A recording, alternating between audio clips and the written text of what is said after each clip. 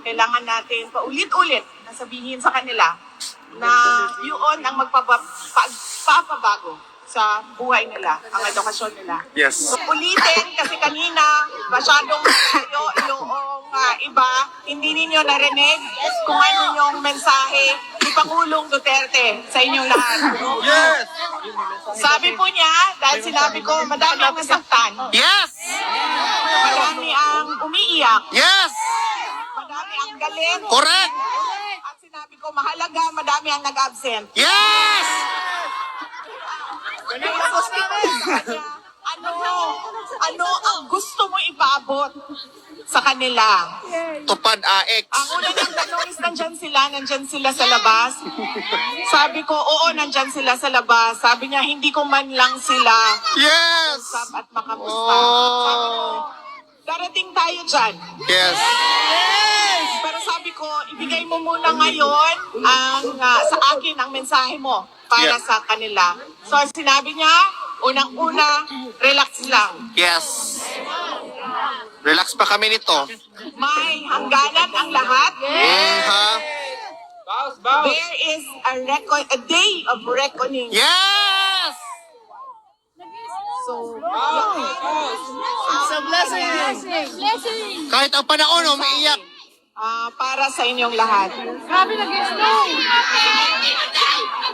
Yan!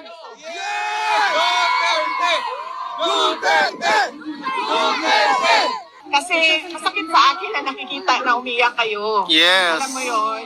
Masakit sa akin yun. Kasi, alam niyo yun, parang hindi naman kasi dapat ginagawa sa inyo yan.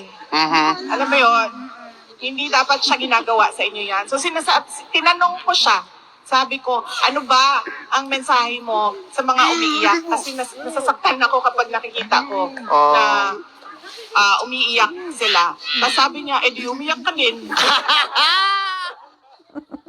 Bitaw, nga hindi mabuga mo hilak. So, the usual na, alam niya na, yung sense of humor niya. So sabi niya, di umiyak ka din. Then sabi ko sa kanya, alam mo, wala akong masasolve na problema kung iiyak ako. So sabi ko, ano lang, ang kailangan ko lang ngayon ay ang mensahe mo sa kanila para hindi, mabigat sa loob, sa damdamin nila. At sinabi niya na, as a Filipino, I never surrendered my country.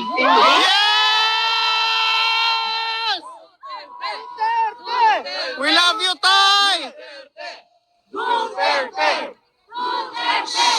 At sinabi niya, wala kayong masabi na meron akong Pilipino na binigay sa mga dayuhan. Correct!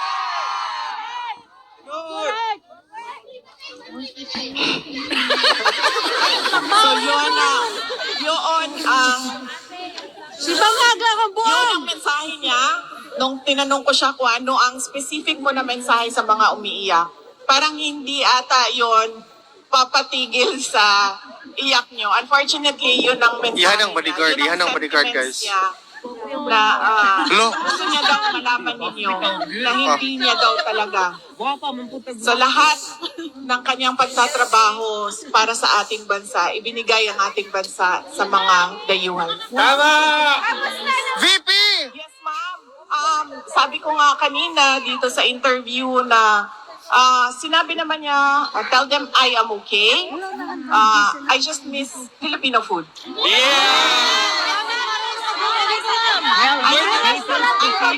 Hazel's Cocina! Hindi ito Pilipinas na pwede ka magdala ng pagkain sa mga nasa loob ng detention. Nanang, Hazel's Cocina! Barrio Pilipinas. Also classic Coke, ma'am. Coke na BBM o Coke na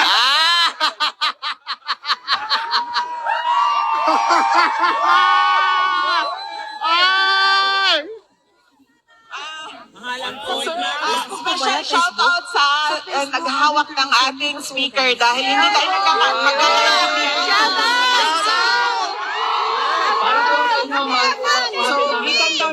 sa Germany. Daghang salamat. Unsa ang pangalan sa restaurant para ma-promote? Hazel's Cocina! Enzo Restaurant sa Berlin.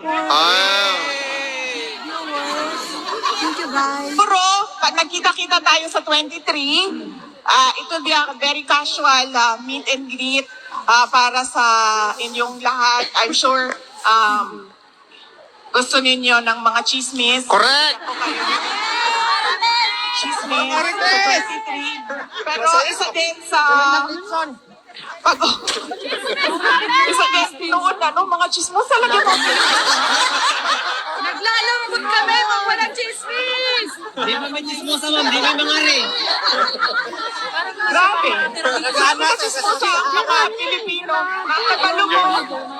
Pero kinira nga chismis na reliable. Pagsilingan, pag-away tungkol sa chismis. Daghan ang madala sa barangay tungkol kay nag-away sa intriga. Nangihina kami pag walang chismis.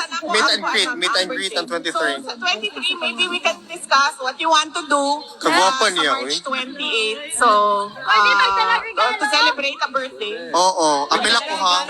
Yes, ma'am. Question, ma'am. Unsay sikreto nimo?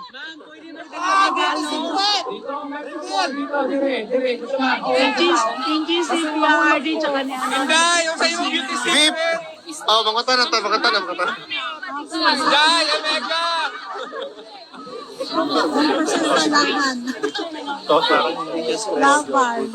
Oh, no?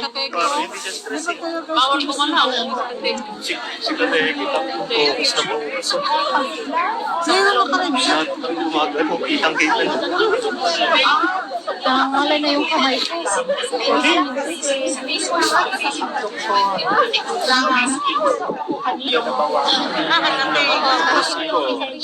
Diba? Lalaki na magtataka ka na lang na mamatay na kasi hindi na pa masyado.